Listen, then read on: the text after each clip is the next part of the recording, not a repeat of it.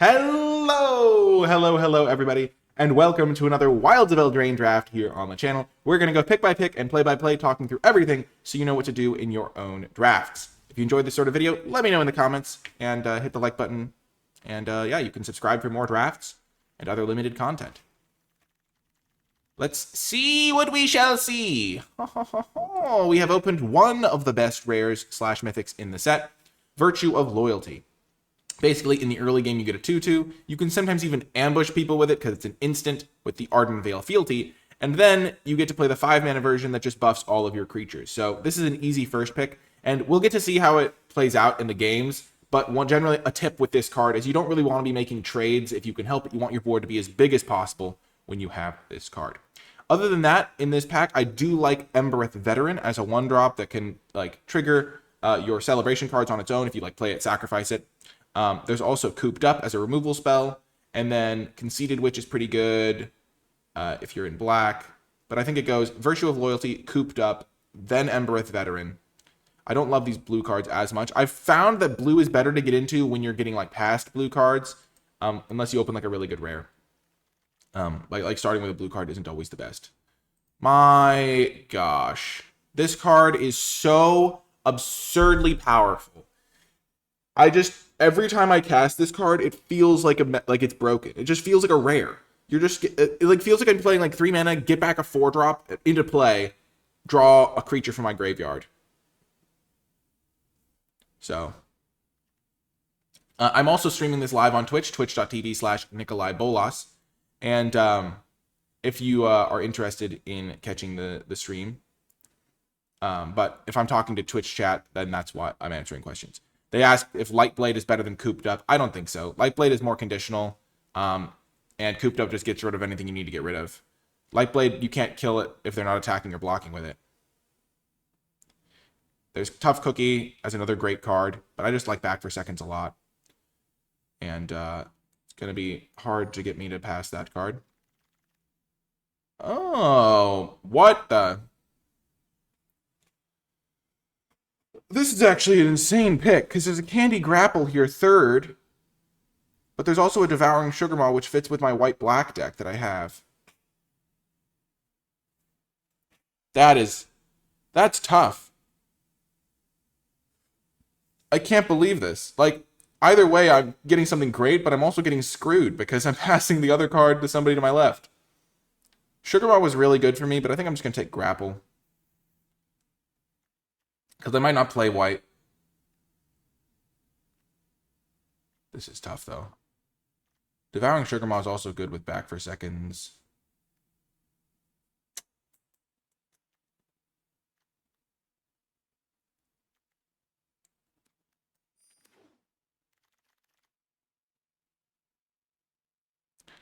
Here, we get kind of rewarded for that last pick, because now I can take a Red-Tooth Genealogist and just be like, you know, I have this really powerful white card that I really want to play, but if white isn't open... You thought that Twitch chat thinks that Candy Grapple is way worse than the Sugarmaw. The problem with Sugarmaw is it's a lot less flexible. And in pick 3, I'm still trying to figure out what's open. Looks like blue might be open. We're seeing all of these cards. This card's probably the best card in the pack, but there is a lot of blue. There's also a Rat Out, but I don't like taking it that early. And Candy Grapple is also really good. So it could just be a card evaluation thing where I think Candy Grapple is a higher power level. But I think Red-Tooth Genealogist is the best card in this pack. Chancellor of Tales is not great. None of these blue cards are that good is the problem, even though there's a lot of them. So it's doesn't necessarily mean a signal because they're not actually great cards. Here there is a Red-Tooth Vanguard and a Hamlet Glutton as the main 2 cards I'm considering. They're both green. There's also a Sweet Tooth Witch if I wanted to stick to black a little bit more. They do have some good black cards. But I think at this point I'm seeing enough green signals that maybe I could just play green-white, or green-white is good with this card. Black is looking pretty open with the past Candy Grapple, but somewhat open at least. Red-Tooth Vanguard is really good. What do I think of the Screen Puff? Screen Puff has been okay. I think you only really want it if you have some food synergies. I think I'll take Red-Tooth Vanguard. I'm just going to take the cheaper card. The Glutton has been good for me. But I do think this card's also quite good. And now we get the Greta. And now we're going to just play black-green. Virtue of Loyalty is not going to make the cut. I think I like getting this 2-drop just because it's like really nice upside to have a 2-drop that's recursive and just really happy to play early. And then, and I didn't have a 2-drop yet, but I do really like the Colossal guy. I find that, oh, there's a Hopeless Nightmare. I almost always take Hopeless Nightmare when I see it. Would it be worth it to splash for Virtue? The problem with splashing for Virtue is it costs 2 white pips for the actual, like, absurd part of the card, and the other part isn't really worth splashing on its own. Hopeless Nightmare over Hollow Scavenger. I just love Hopeless Nightmare. I have some couple bargain cards already, and this card just really performs every time I play it. Now there is a Ariet's Whisper.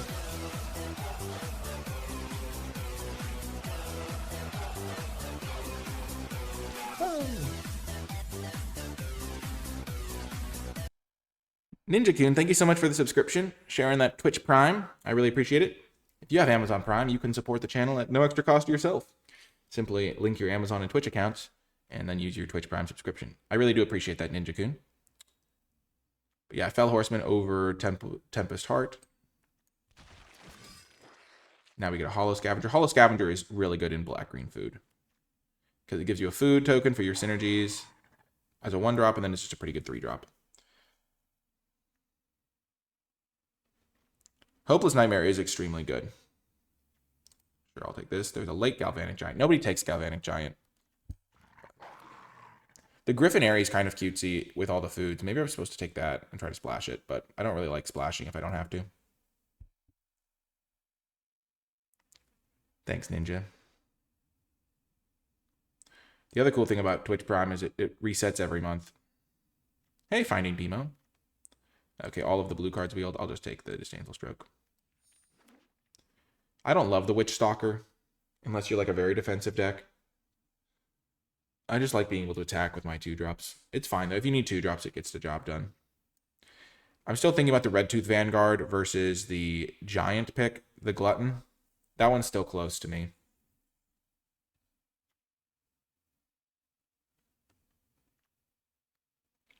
I have 1 enchantment, 2 enchantments, 3 enchantments right now to get it back in the late game. Black-green can be a good home for the Witch Stalker. Just like helps you stabilize.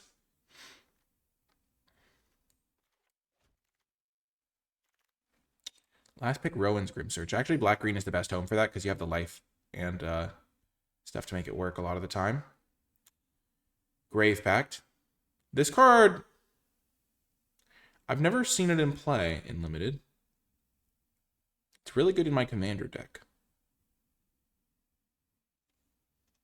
But I don't think it's actually worth playing. I'm just going to take the Red Tooth Vanguard. It's really hard to cast a triple black card actually on turn 4.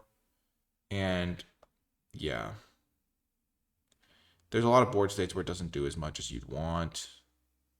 Like if you don't have a ton of creatures in play.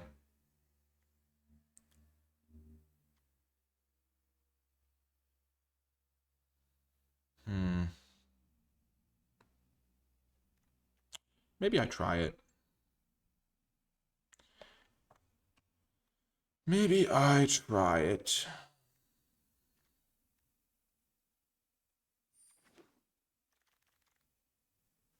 Now we get a Greta.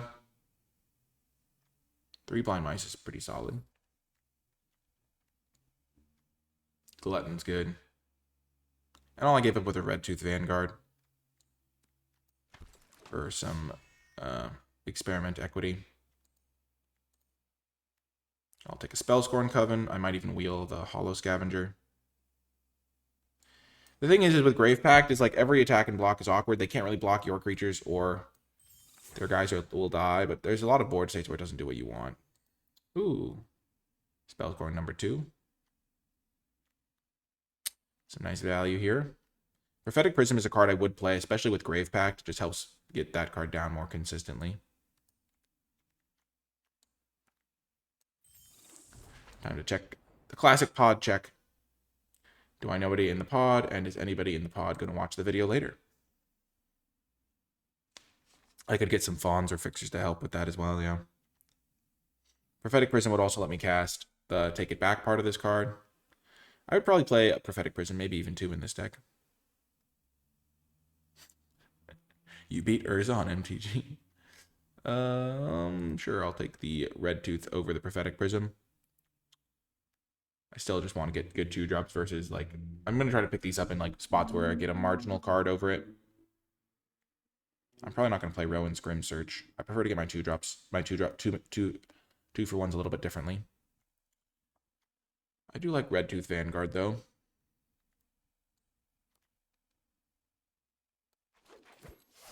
I just have a lot of creature 2-for-1s, which is pretty perfect. Curse of the Werefox, good interaction. Currently, I'm lacking removal. I only have the Grapple. Can I do a couple of guest drafts this set? Those are always very insightful. I would love to do some guest drafts.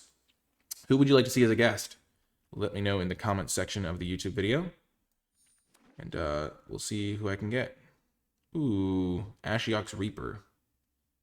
Enchantment goes to the graveyard, draw a card. So I have this enchantment that can go to the graveyard. I think I'm just going to take Evolving Wilds over the Ferocious Werefox. Evolving Wilds is good when you have Grave Pact.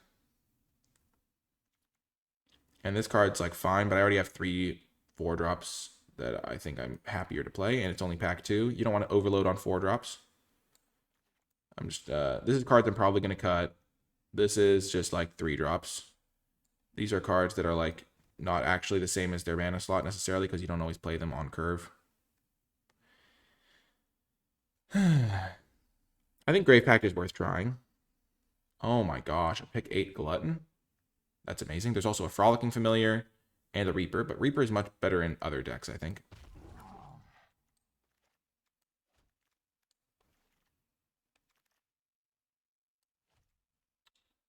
Okay.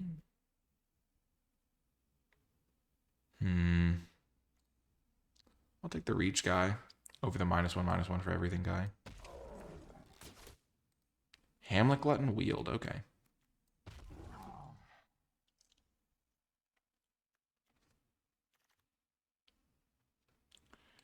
I might play the Bestial Bloodline because it's good synergy with the Vanguard.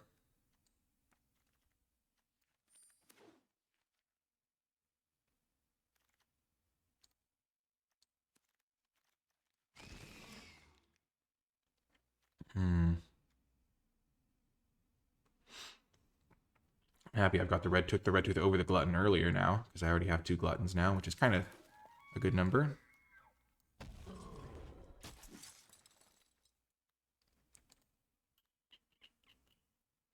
This is a tough pick. There's Goose Mother.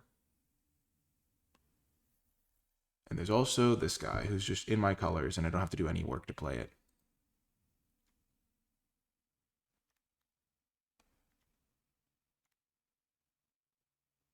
Hunter's just obscene as a card. I think I'm just going to take the Hunter. Goose Mother's really good, but I only have 1 Evolving Wilds. And the card I'm taking it over is like also really good. Goose is awesome, but I'm not playing blue-green, and I only have 1 piece of fixing going into pack 3, so like a card that I'm guaranteed to be able to cast is just better, I think.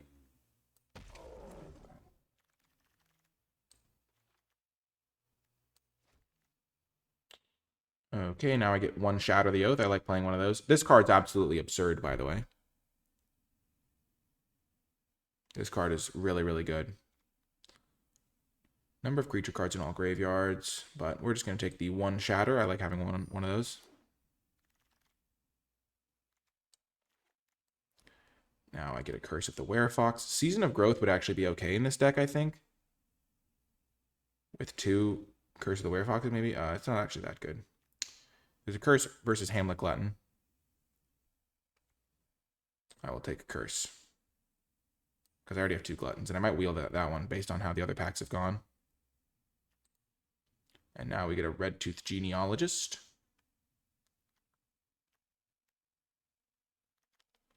Feeling pretty good about having these 2 Territorial Witch Stalkers at the moment.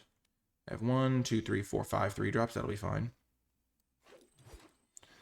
I have 25 cards here plus this Evolving Wilds, so. I'm not going to be splashing. I'll just take the Genealogist, number 3. So I have 1, 2, 3, 4, 5, 6 3-drops is fine.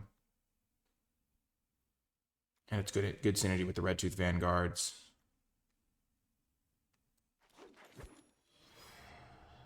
What? Another Gingerbread Hunter, you say? I think I'll take that over Candy Grapple. I do love Candy Grapple, don't get me wrong.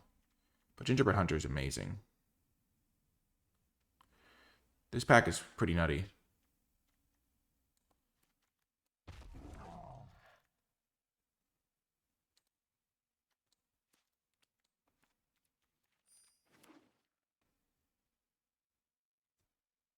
This pack is pretty ridiculous.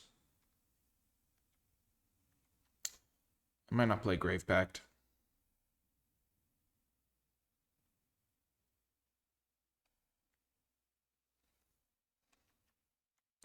I think Ariad's Whisper is my worst card right now. Grave Pact is probably my second worst card. That or a Genealogist. How many creatures do I have? 17. I could cut a Genealogist. Sweet Tooth Witch is pretty good here. Because I have a lot of ways to make foods. Or a decent number. I think the next cuts are going to be Genealogists and Grave Pact. Ooh, Hollow Scavenger. I think that fits better than some of my other cards. I just like having the food synergy.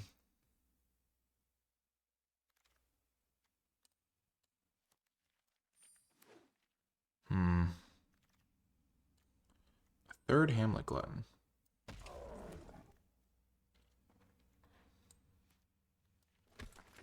Commune is so bad. Unless you have like Gruff Triplets, and then I'd play every copy I got just to try and find Gruff Triplets. Or a similarly leveled bomb.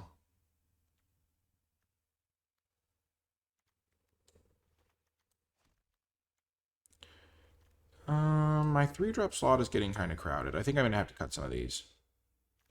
And I think it's Genealogist that gets cut. Which does make my Red Tooth Vanguards worse. But I do still have monster roll tokens. Cursed of the Werefox.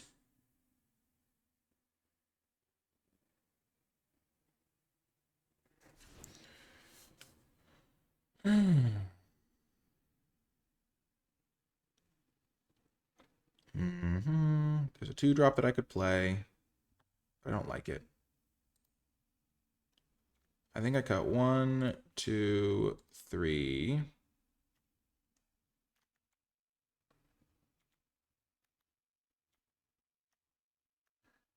And now I like my 3-drops a lot better. And then my last cut will probably be the Grave Pact. I wish I had a Red Tooth Vanguard over it, but I don't know what I would cut after that anyway. And this deck looks pretty good to me. I'm excited to see how it does. I think Grave Pact could end up being an okay card, but this will be better, I think.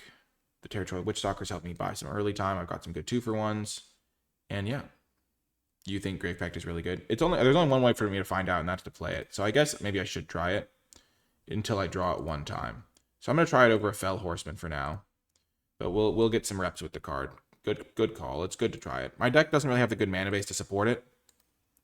But I'm just going to see what we can do. I'll see you folks in the games. Before I get to the games, I want to give a brief shout out to the NicolaiBolas Patreon. If you've been enjoying my videos and would like to support my content directly, then Patreon is the best way to do so. Patreon.com/NicolaiBolas. Patreon is a way for viewers to give back to the content that they enjoy. So if my videos have made your life a little bit brighter, maybe you want some extra booster packs or gems on Magic Arena, and you just enjoy the channel, then Patreon is a way for you to give back and help me continue making high quality content on a consistent basis. You'll also gain access to things like my Wilds of Eldraine tier list, where I grade every single card in the set on an A through F scale, and other things like drafts with me, or even being featured in these credits, because I do want to give a special shout out to the patrons who support at the credits level. It really does mean a lot and helps the channel grow and thrive. Thank you so much to all of my patrons, and without further ado, let's get to the games. Welcome to round 1. We will keep this on the draw. We have 9 black sources. We also just have like a 1, 2, 3 start for our green deck. If we draw any land, And we have a Greta, which is going to be good with the foods we have to like get us to Hamlet Glutton. And we don't even have to worry about it. We just get our swamp instantly. Hollow Scavenger is a great 3-drop for this deck.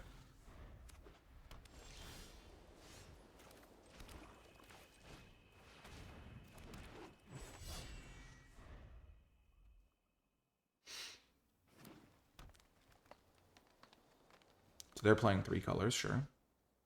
I'm just going to jam Greta here. That way I have Curse of the Werefox on a relatively sizable creature.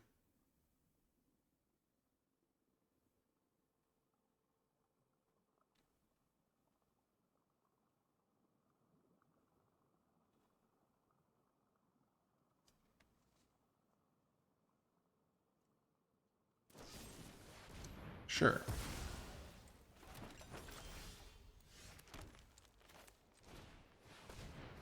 Them doing that makes me think they might have another removal spell.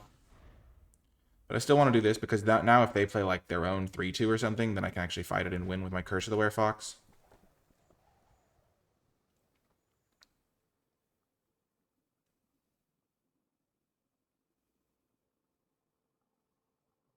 Because if I can go Curse of the Werefox plus Hopeless Nightmare here, that would be pretty good. Does this guy have Ward at all? No, he does not.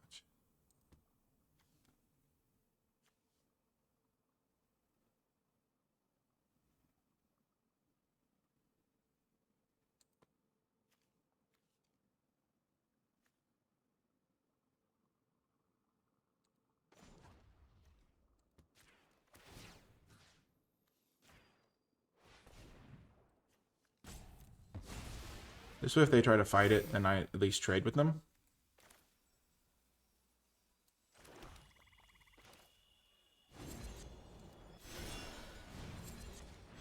And then I will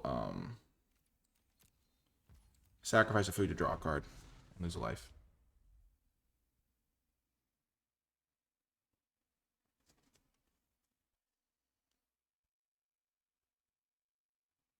They're playing 4 colors and they have all 4 colors on.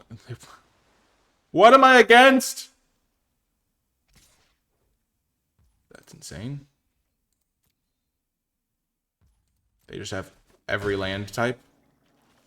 I mean, why wouldn't you do that if you could just do that every time?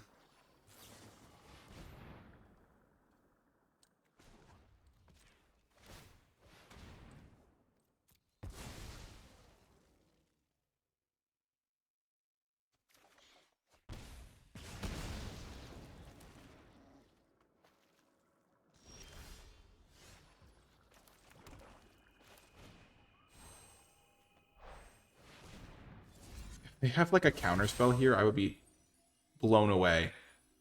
What kind of deck are they playing if they have a 2-mana counterspell in blue? I have no idea what colors they have. Oh my gosh. Hey, Potato Skis, welcome.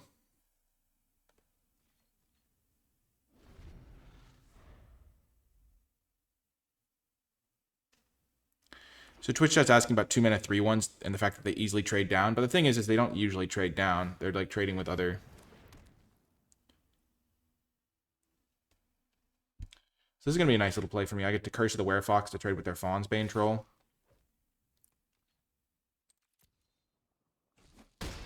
After hitting them, of course.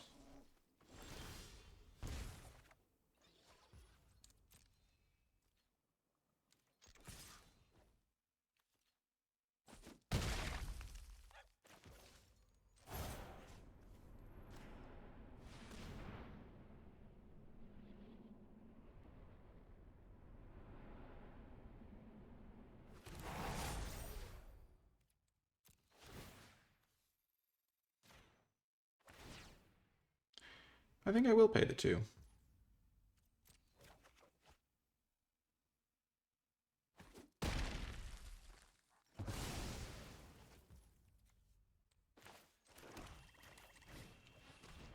Then I'll get my Hopeless Nightmare down. Now I just have like 4 spells against 1 from them. Because I have these 2 guys. They get rid of her kill spell, okay. Charmed Clothier, sure. What the heck? People who say this card isn't broken clearly haven't played with it.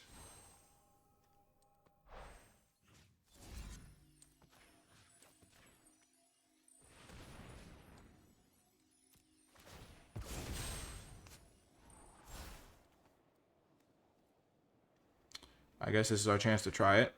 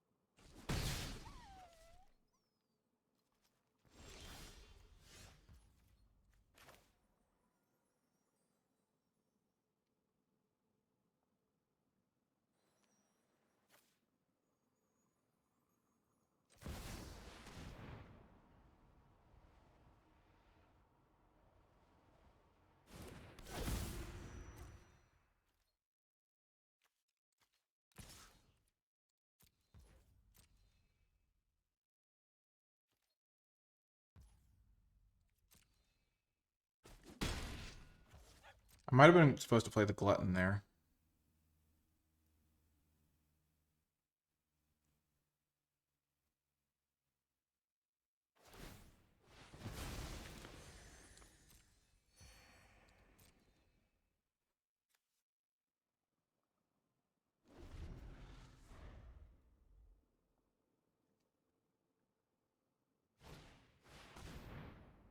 Oh my gosh, are you kidding me?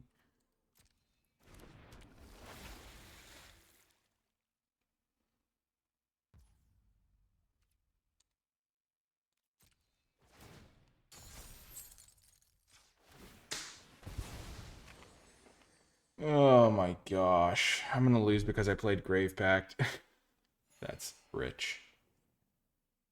I was like, oh, if they kill my guy, I'm just in good shape. But I'm not.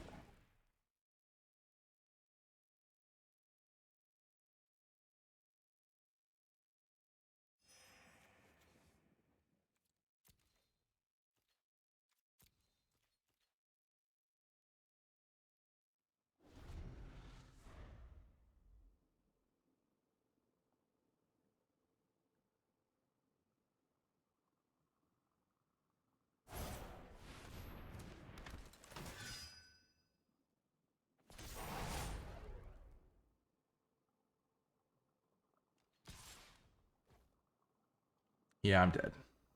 Pretty much.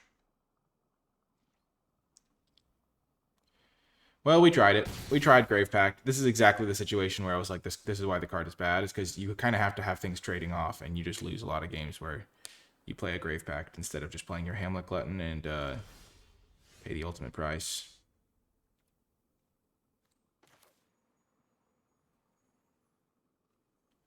I still have one out. This, sacrifice the food. Kill this with my...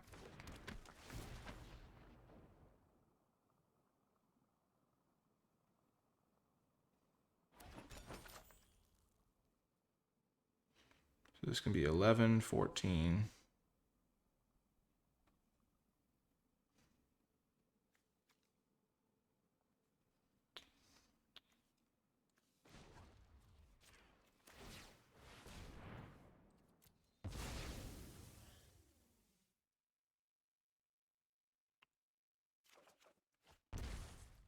Yep. And we're immediately taking Grave Pact out. It's also not necessarily fair to Grave Pact because I shouldn't have cast it. I just wanted to see if it was like good in play, and it was terrible. It just did nothing. But I wanted to try it because my suspicion was that it was bad and unplayable, and just drawing it was like kind of confirmation, and all the confirmation I needed. But if I just played Hamlet Glutton that turn, I don't think I can lose.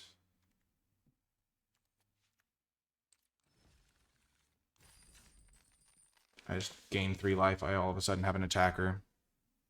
There aren't really sack outlets in this set. Not for creatures. But yeah, I'm not really that disappointed. I kind of wanted to win that game. My opponent did draw literally one of each basic in order to play all of their spells, which is just kind of absurd with no fixing.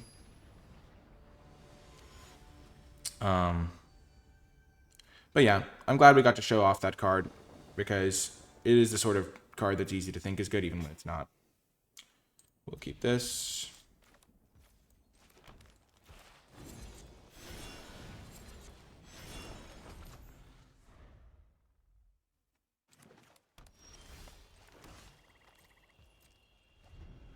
I'm a little bit sad that I lost, though. I wanted to win. Hitting lands was really good for me here. I'm just going to play the Scavenger. If they have a kill spell, they'll kill the Scavenger. Like a grapple or something.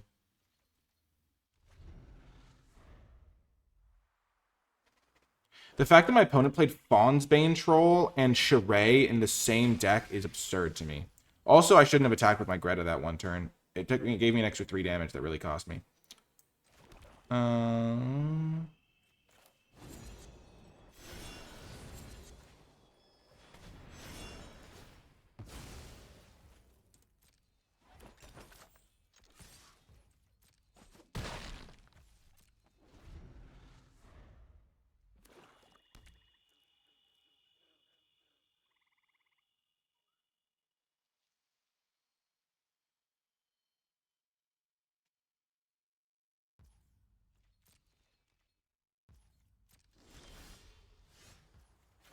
So here we do get a little bit punished for the Evolving Wilds.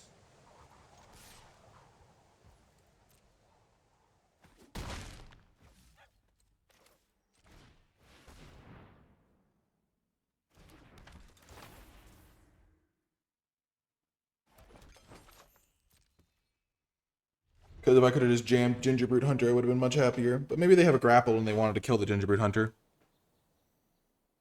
How worth it is Greta? Greta's a good card. So they kill Sweet Tooth Witch now. Pretty good value for them.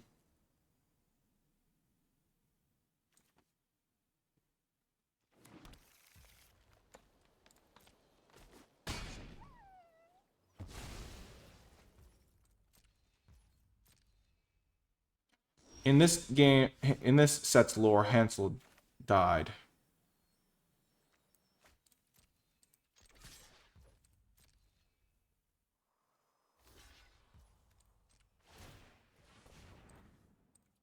This works out for me. I'm happy to make this trade.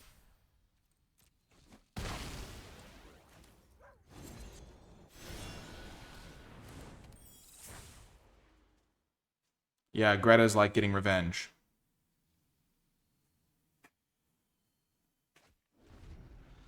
Okay, so they got rid of a spell, so they don't have extra lands, or they're just trying to play a glutton or something.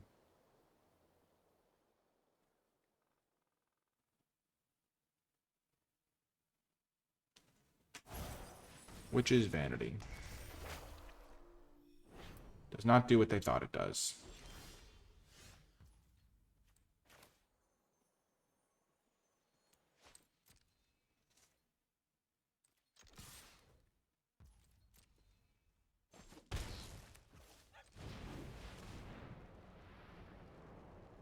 Hello, Grim King.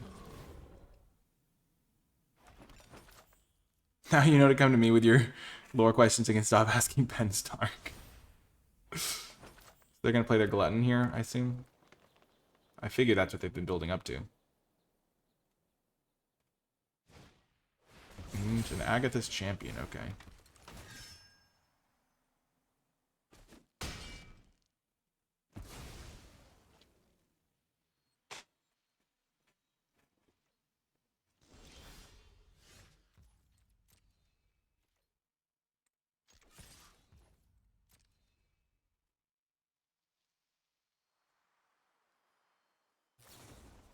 Yes! I was hoping they'd do this. That's why I didn't go for the fight spell. Because now I get to do this. Buying back adventure creatures is so good.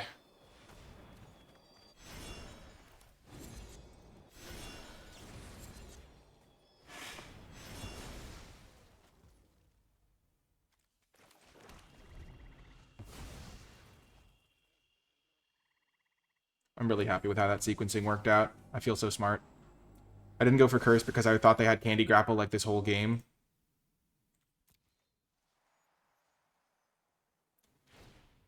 This is kind of like last game. The fact that we lost last round is pretty much exclusively because I got greedy with Grave Pact, and they drew quite well. Because I had like... Oh man, opponent.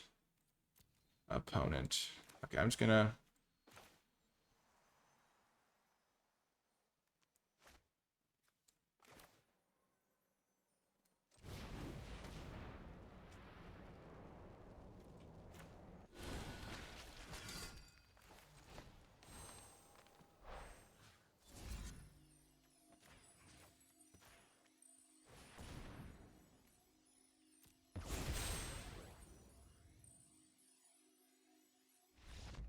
Woo! My opponent couldn't have used their fight spells with Grave Pact in play. But I wouldn't have had a creature in play.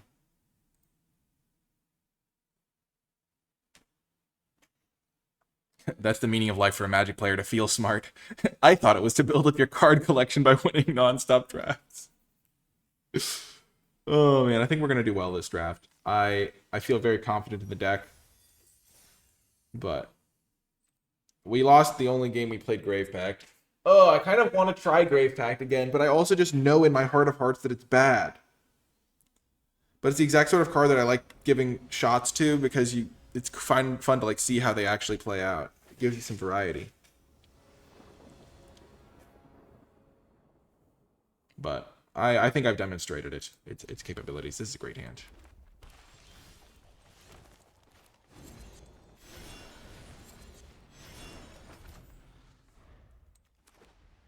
Red, white.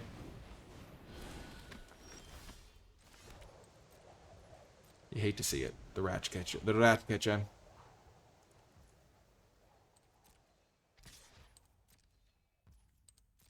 I think black-green should have a good red-white matchup.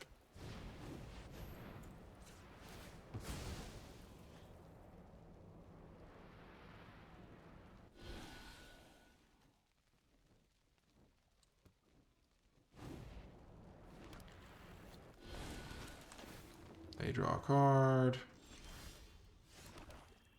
Where were you last turn? I'm going to play Hollow Scavenger and try to just block there.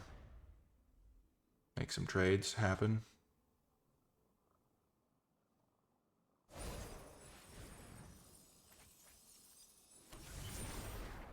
The one card that these decks do not want to see is Hamlet Glutton, because they really struggle to deal with it.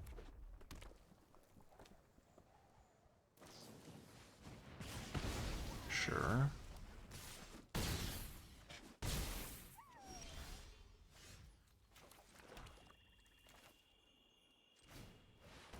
Gonna play my Witch and try to kill the Woodland Acolyte, and then I'm just gonna go Hamlet Glutton, and hope that's good enough. Which, unless they have something crazy, probably should be good enough, but maybe not.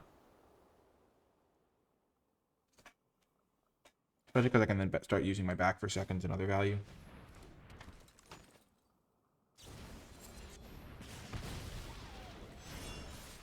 Sure.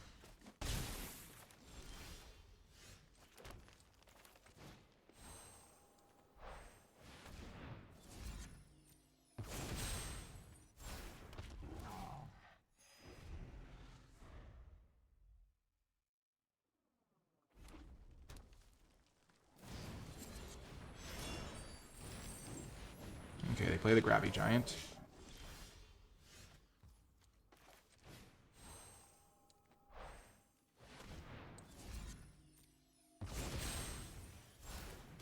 I think we've got him now. I actually, honestly, I can't imagine them winning this game now, barring some crazy sequence. Because I have this back for seconds, which I'm going to just slow play to just get back 2 Hamlet Gluttons.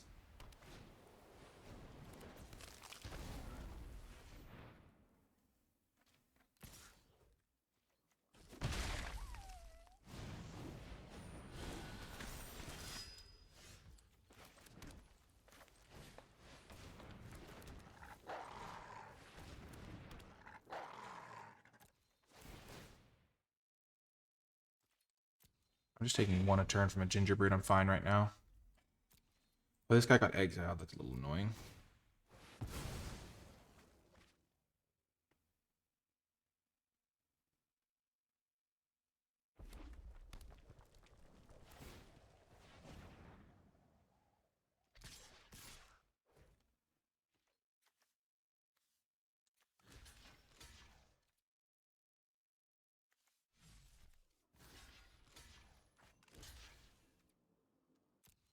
I suspect they have a deal 4.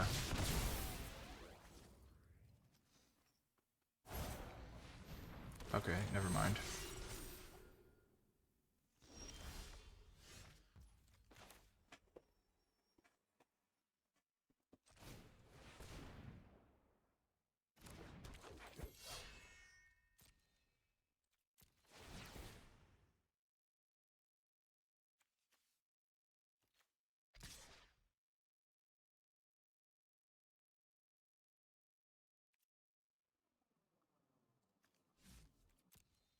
I'll just play the waiting game. I don't love that Grabby Giant is doing stuff and Gingerbread's hitting me, but I just need to be able to play this next Hamlet Glutton.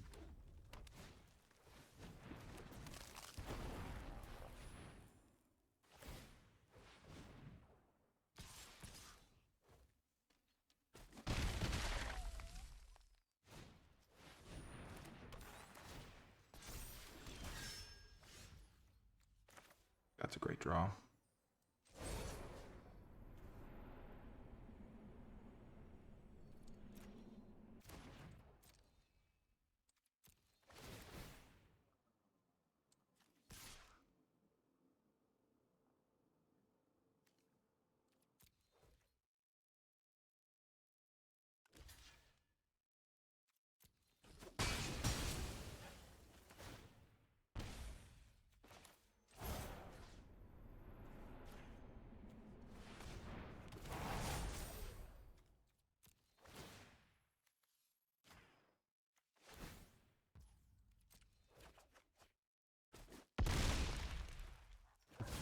Now next turn I can play another Hamlet Glutton by bargaining away this token.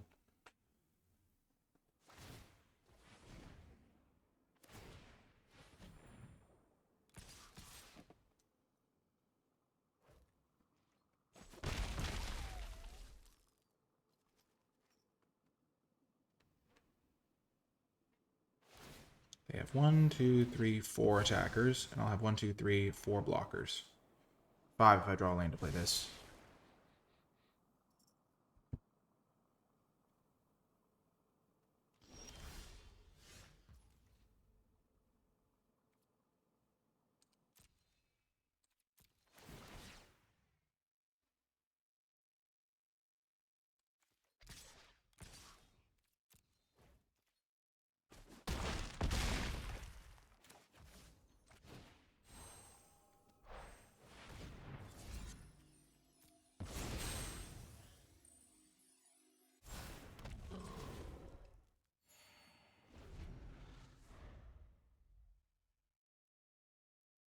So now I have 3 blockers, but 2 of them are 6/6s.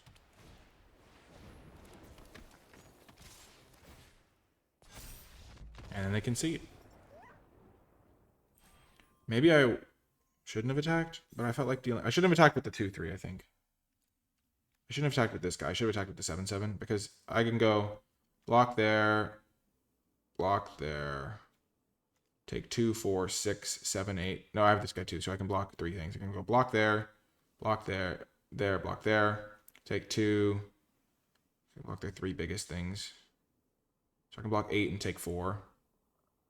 But let's just say they have a kill spell for this thing. Then I take 6. Still probably good enough. Those spots are tough. Thanks, Green Drac.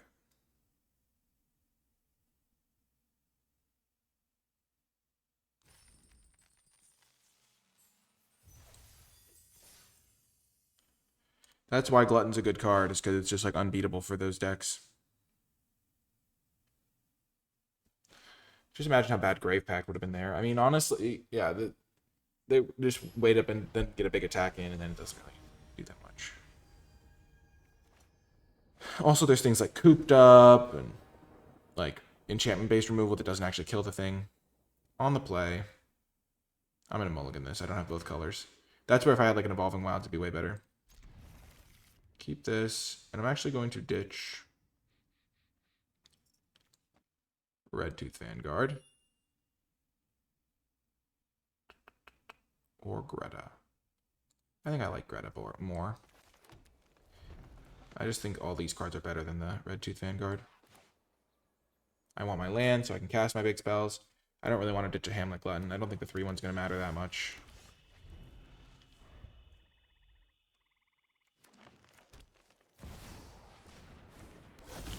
Bitter Blossom A. That's pretty dang good on turn 2. Pretty dang good on turn 2. I'm glad I didn't keep my 3-1.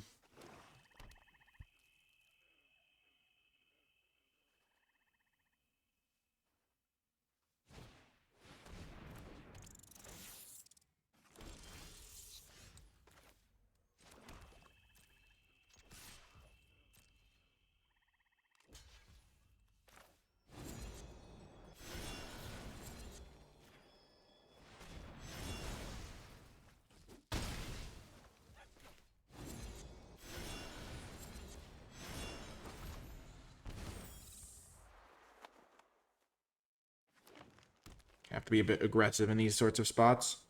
Having a big trampler will help. Barrow Naughty, okay.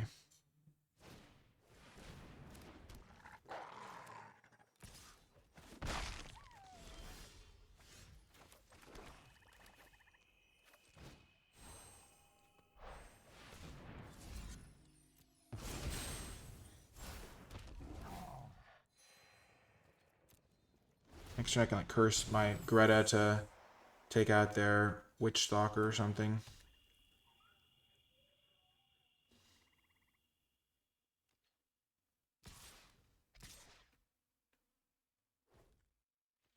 Bitter Blossom is such a messed up card.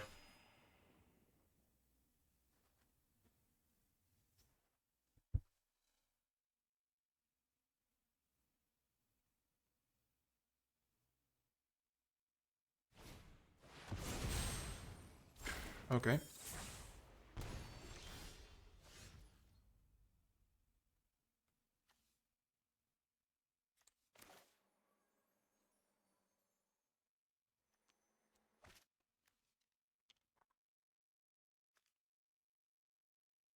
Sack of food, put a counter on Greta. Then fight the High Fae Negotiator with Greta.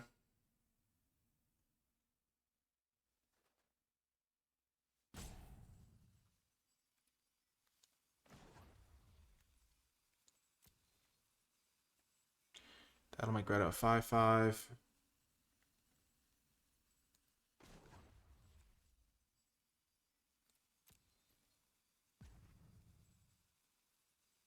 I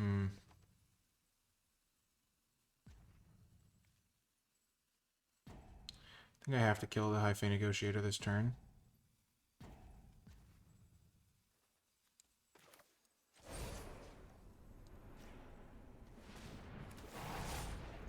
I wanted to give something else trample.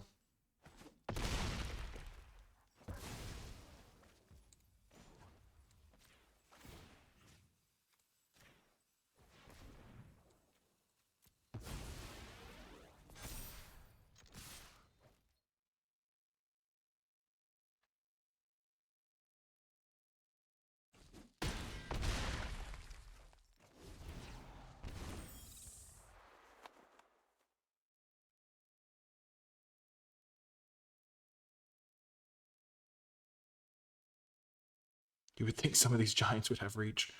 Gosh, Bitter Blossom on turn 2 is so hard to beat.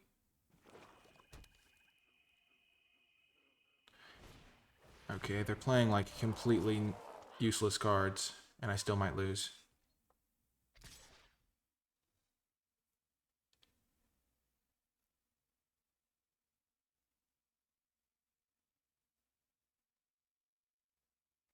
Two, four, five, six, seven.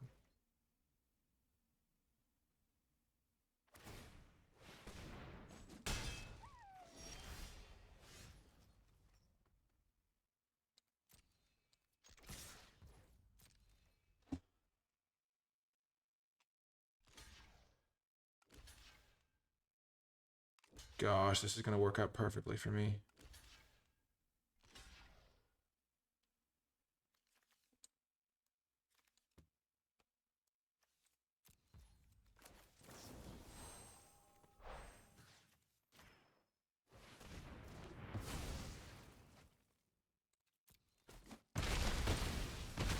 Yeah! Oh, baby! Oh my gosh. Oh my gosh, that was such a clutch grapple. My goodness. We might have had a chance anyway, just with like playing our Ginger Brute guy after they made a huge trade like that. Because they're still going to be at 7 with a Bitter Blossom in play, and we're going to have a 5-5 and a 4-4. Oh my gosh. That was wild. That was wild. Just imagine how good Grave Pact would have been against their Bitter Blossom. Just sack a 1/1 fairy. Oh my gosh, I'm glad we took that card just so we can talk about it a little bit. Also, that was a really important mulligan decision, and it actually like determined the game. If I had like ditched a card other than Red Tooth Vanguard, I think I had like no shot at beating them.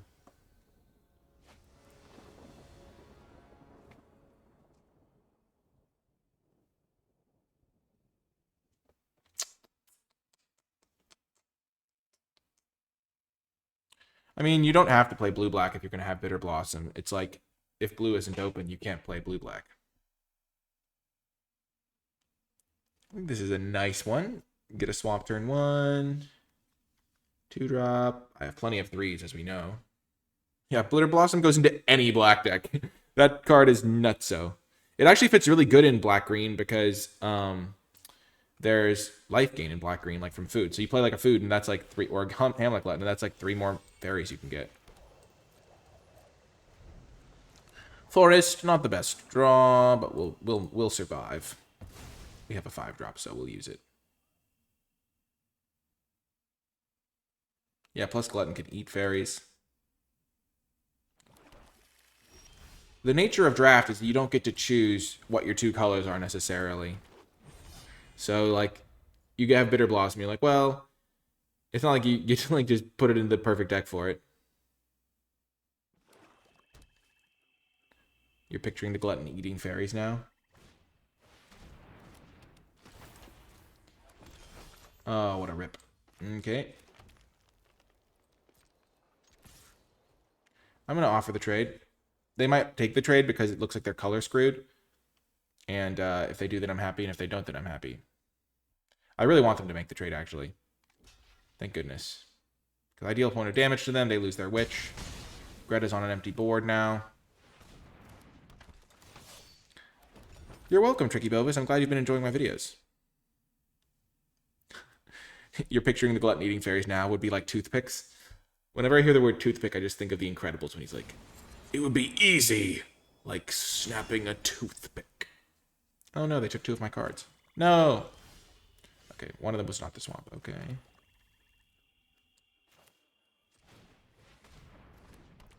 I would love to sack this food, but I can't. Because I could sack it on their end step if they play a card that I really want to kill. But they can't play their dragon. Witch. Okay, yeah.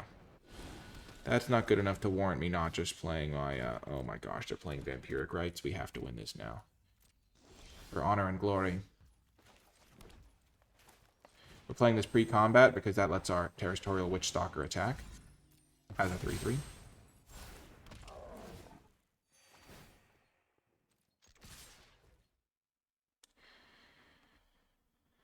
And then we can Shadow the Oath any big play they make. Hopefully they play a creature. This is why, okay, if you're behind, trying to catch up, playing your removal spells first is a generally pretty solid approach to use. Okay, I have no idea what's happening now. Is there a board wipe in this set? I didn't think there was. Okay, they're playing Sweet Tooth Witch.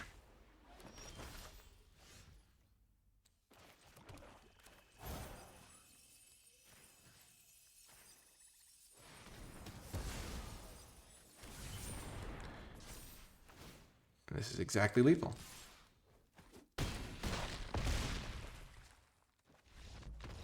There's the X creature, you're right. We're almost in diamond. Shine bright like a diamond. This deck is really good. I'm really happy with how we drafted this too. Oh my gosh, we have so many viewers. Thanks everybody for tuning in. Also, yeah. It's funny because this draft in my mind is just the Grave Pact draft, even though we played it in one game. It's just like I keep thinking about it. After every game, I'm just like, huh, would Grave Pact have been good that game? Probably not. Maybe I should have just played it purely as a thought experiment. Like every time one thing you can do is do a thought experiment card where it's like, the card I was replacing it with was Fell Horseman. It's like every time I draw Fell Horseman, would it be better as a Grave Pact? Also, the game I lost with Grave Pact, I shouldn't have lost. I should have just won that game by not playing Grave Pact. I could have just played a different spell. Okay, easy keep here. This is like the dream. 1, 2. So the thing with Evolving Wilds is it's kind of awkward sometimes. But, like, if this was a swamp, it would be so much worse for me because I really like having double green for my Gluttons.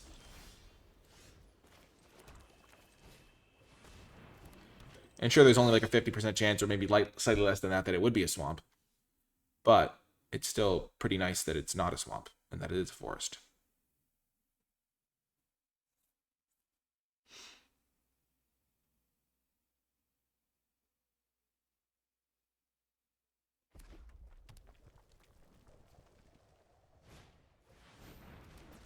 Ash, I will trade. So when Ash doesn't attack, it means they want to block.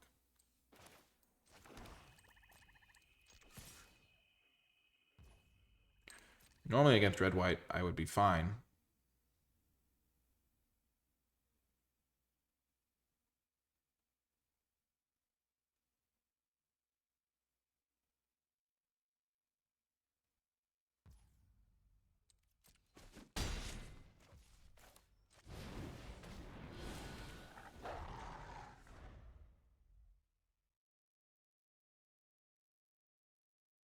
And if you can put red-white on the defensive, it's not a super high likelihood. They just need a good play this turn to get back into it. But if you can put red-white on the defensive, it's really good because then they just end up in a spot where they don't have, like, their cards are built for aggression, so like their combat tricks get a lot worse. All that stuff. No blocks. Like here, I'm threatening to attack them for 6. If they just play like another creature here and I kill it and hit them for 6, like, and then I have Shadow the Oath to do the same thing next turn.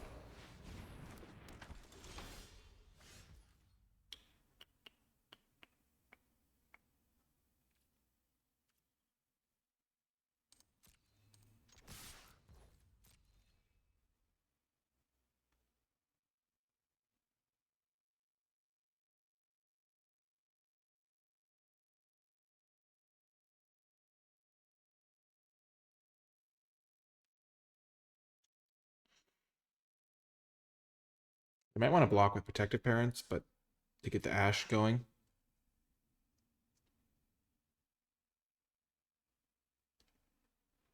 But at the same time, it puts them vulnerable to removal. And they can't block the Hollow Scavenger.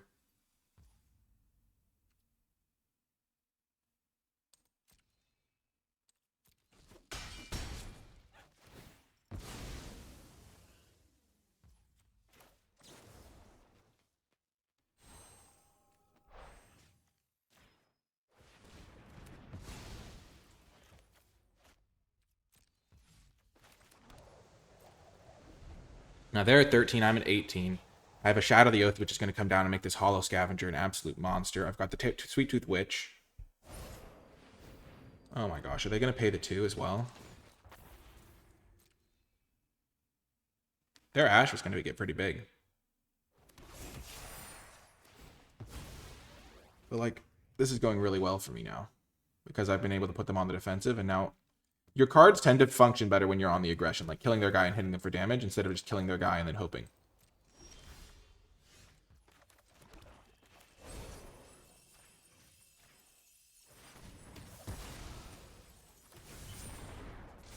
I don't get to bring back my red tooth guy. But now, if I hit them one more time, they're almost dead.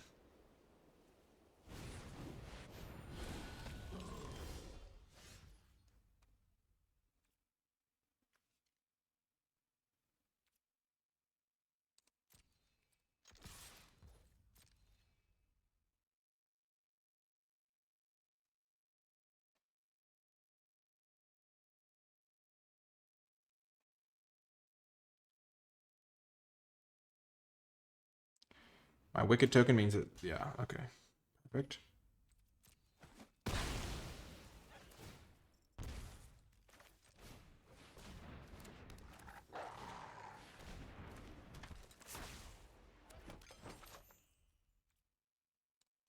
So I have them at a functional 4.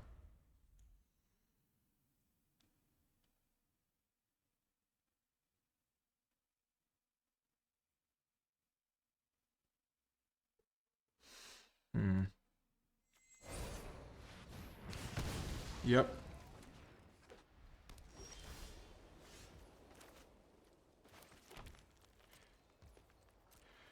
If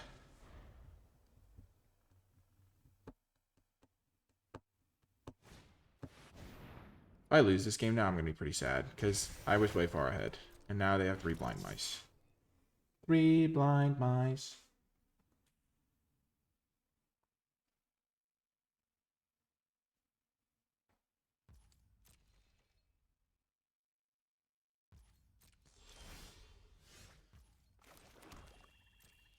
This is a travesty. My disappointment is immeasurable and my day is ruined, as they say.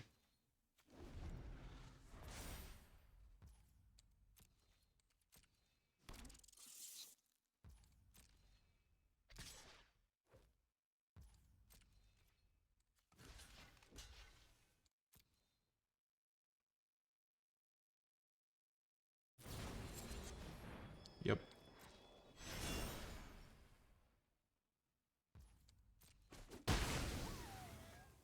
Just trying to keep their board small before the 3rd mode.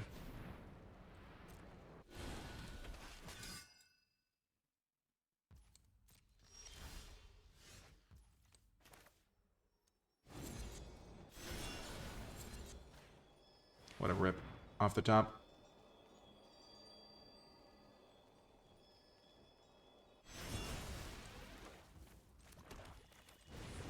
What a draw. Gets me right back in it. If I draw Greta, I'm in good shape. I have a lot of good draws. I have Greta. I've got my card that brings back 2 creatures. I've got any enchantment card.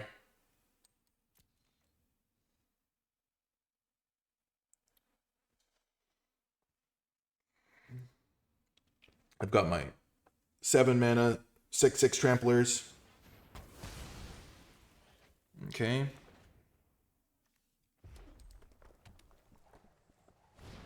They could have killed one of my food tokens instead of their own guy. That was a good draw. They could have just killed a food token. Man, imagine if this was the other guy.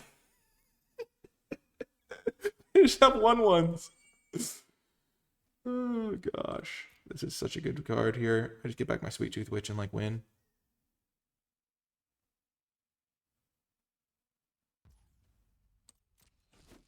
Oh, I actually just get back Sweet Tooth Witch and win.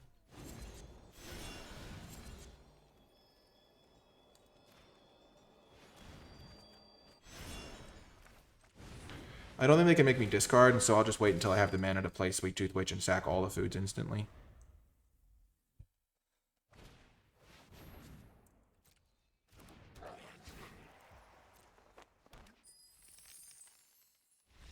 Yes!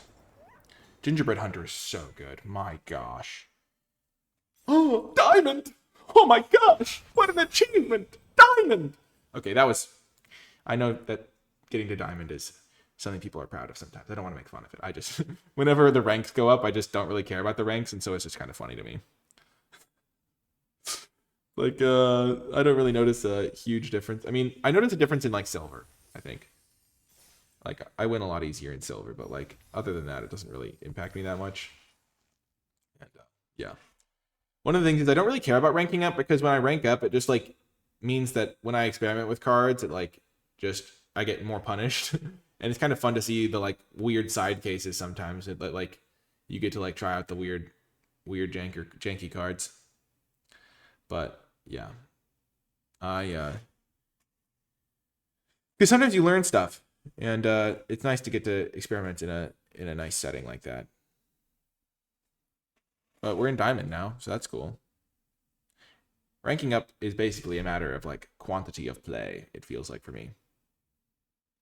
Man, thanks everybody for hanging out. It's great to have a lot of viewers, and both on Twitch and on YouTube, and it's great to have folks to talk to in the comment section, discuss the format. I'm looking forward to hopefully meeting some viewers when I go to MagicCon Las Vegas. That'll be fun. Easy keep. My gosh, Gingerbread Hunter. Every time I have this in my hand, I feel like I can't possibly lose. Also, Red Tooth Vanguard is sweet. We beat a Bitter Blossom this draft.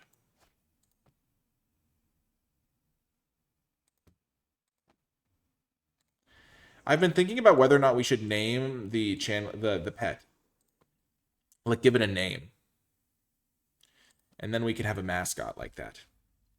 He's from original Eldraine. He's a good boy. Oh, the Ginger Brute. Punisher of the Red Tooth Vanguard. As such, I will play, I think, I will play the Red Tooth Vanguard first. If they want to hold this guy back to block it, that's probably okay for me. Not doing much in that case. Like, this guy does the same thing as this guy by like...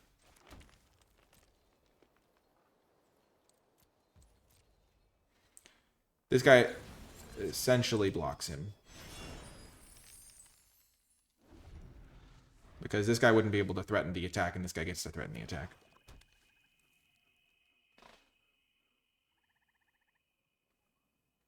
I hope they don't just play Grabby Giant. I hope they, like, want to save the treasure and they play, like, a 3-mana 3/2 this turn. That would be best for me, and I think my opponent should try to make me feel good. Grabby Giant also gets wrecked by Candy Grapple here, so they might play around that instead of the Gingerbread Hunter.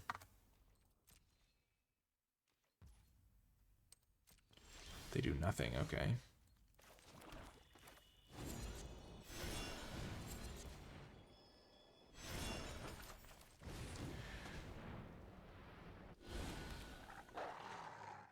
You might be wondering why I didn't play the Witch Stalker last turn. I think the idea of just, like, killing one of their 3-mana plays is pretty good. Gosh, I got so wrecked by them having an instant, because this card's so vulnerable to the Gingerbread Hunter.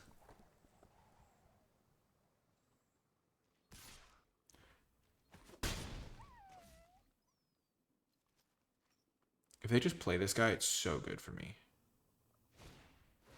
Okay, that's also good for me.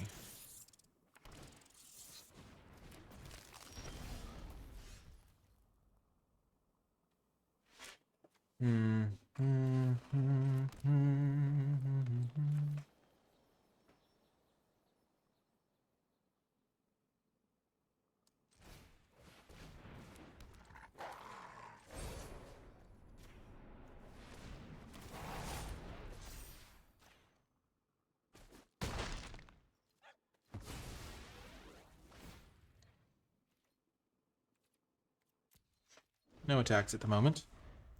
I'm going to give this thing -2/-2. I'm going to kill this guy with my Shadow of the Oath and put the counter on the Red Tooth. What is the record? We're like 5-1, I think.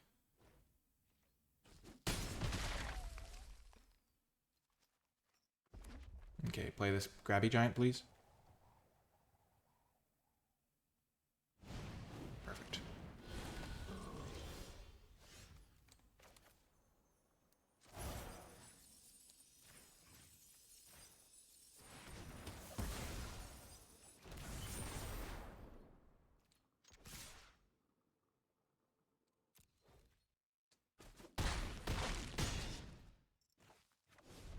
They're in trouble. They can hit me for 6 here. I figured dealing 3 to them was better than holding back and forcing them to spend some mana to attack me. That could be an incorrect assumption.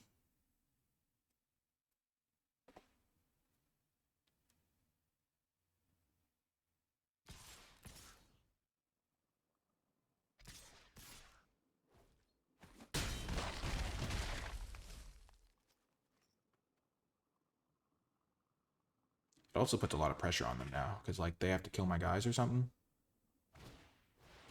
Minstrosity, sure. Grand Ball Guest. Okay. That should be game.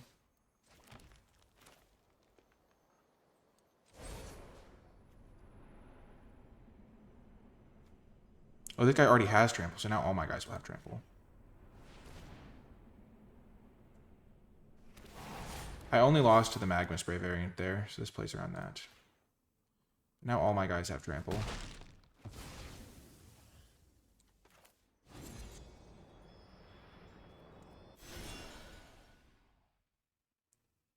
This is 4, 8.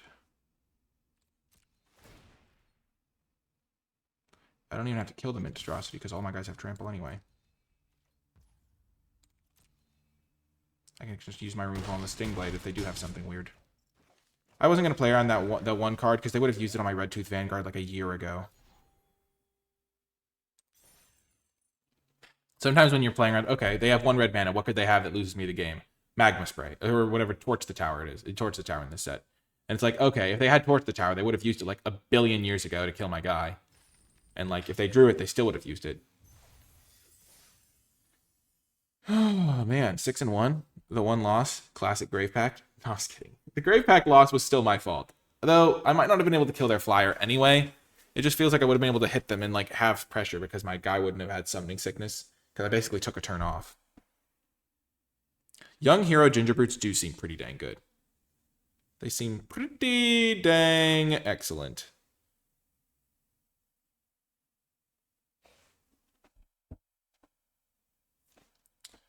Oh, man.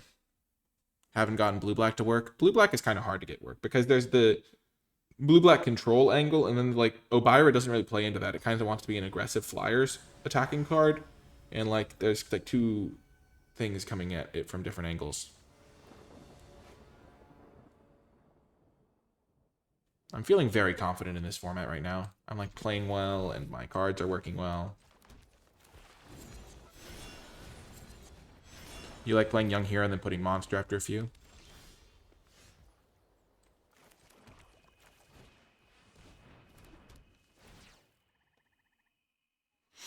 Three drop, 4 drop, buy back a guy. I love Hopeless Nightmare. This card is so good. Ah, Board Sweeper.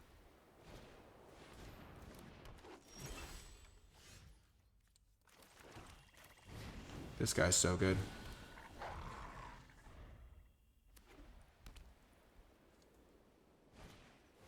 This is not going well for me. They're going to start drawing lots of cards, and I cannot stop them.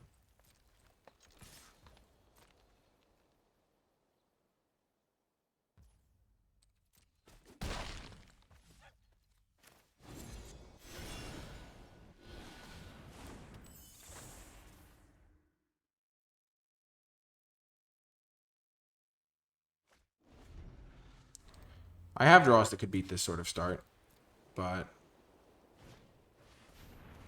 yeah. Oh, that doesn't draw a card for the Tangle Span, sure.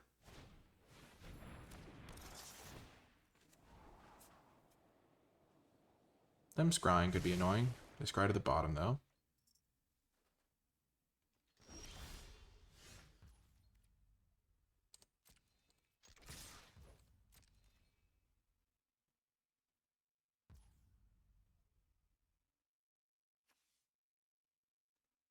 Do I sack my food now? I don't think so, because the threat of activation is what lets me keep attacking every turn.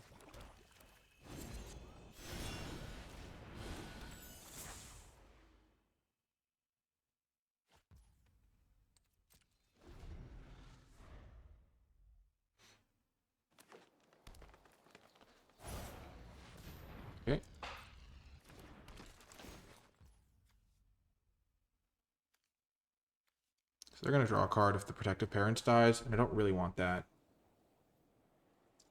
They're actually going to draw 2 cards. Let's keep it on top.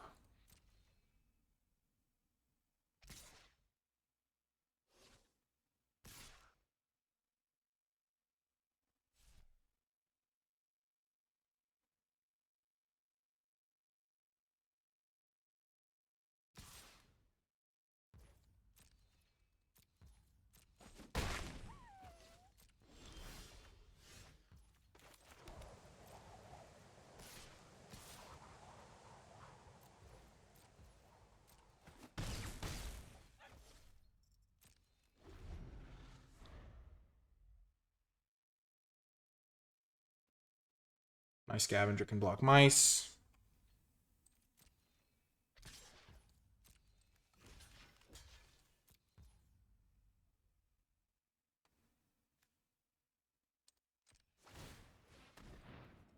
We'll make them use whatever combat trick they have. Oh, they just have nothing. Huh. That card doesn't do really tons right here.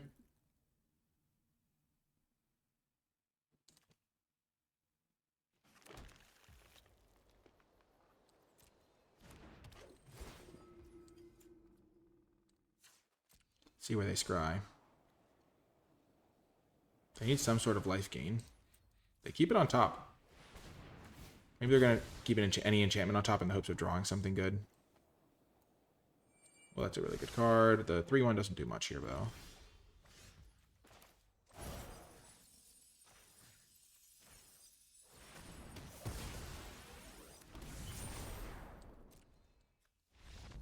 Boom! Let's go. 7-1. Feels great. Oh, that was just a really clean run. The deck was great. The games were pretty good. I felt like I played well outside of that first game, which kind of, to be fair, was throwing for content in a way, where I was like, okay, let's see how this card does if it's in play. Just because you really need to just know, okay, if this is in play, does it feel better than it looks? But yeah, what a draft. This was so satisfying. Let's do a little bit of a post-op on the good cards.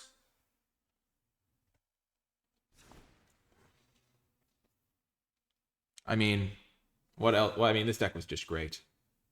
Is there any rares in this deck? Nope, no rares. Who needs rares? I mean, I had some really good uncommons. Hamlet Glutton was fantastic. Just think of that red-white game where we played all 3 and our opponent just basically couldn't win. Gingerbread Hunter was fantastic. Just easy 2-for-1, get some food. Shatter the Oath was great. I think 1 copy of Shatter the Oath is just actively good in like every deck. Like, I've been very happy with 1, and I think 2 is maybe too many. Bell Horseman was good that last game. Spellscorn Coven is great. Greta's fantastic. I love the Hollow Scavenger. Curse the Werefox, consistently great. Witch was good for burning people out. Back for Seconds is just an absurd magic card. Candy Grapple, great. Red Tooth did a lot of work. Territorial Witch Stalker, honestly pretty solid, because we were like blocking early turns, then we'd like jam a Gingerbread Hunter and hit him. And Hopeless Nightmare, as always, fantastic. If you did make it all the way till the end of this video, leave hashtag Pacted in the comment section down below, because we had the classic Grave Pact. And it's kind of funny that the 1 game we lost was the game we played at Grave Pact. So hashtag Pacted in the comment section down below. It's not a real word, but it's a hashtag, so who cares? If you did enjoy this, hit the like button, subscribe for more, comment with your questions, thoughts, and feedback. If you'd like to support my content, you can do so via Patreon. Or if you are watching on Twitch, you can subscribe with Twitch Prime. Like if you watch on YouTube, you can head on over to Twitch, use Amazon Prime to support my channel that way, which is a cool bonus feature that any Amazon Prime user has, because Amazon owns Twitch, and so they incentivize that kind of thing. So that's just a bonus way to support my content as well. And if you do have Amazon Prime already, it's at no additional cost to yourself. That's going to do it for this one, though. I hope you enjoyed it, and I'll talk to you next time.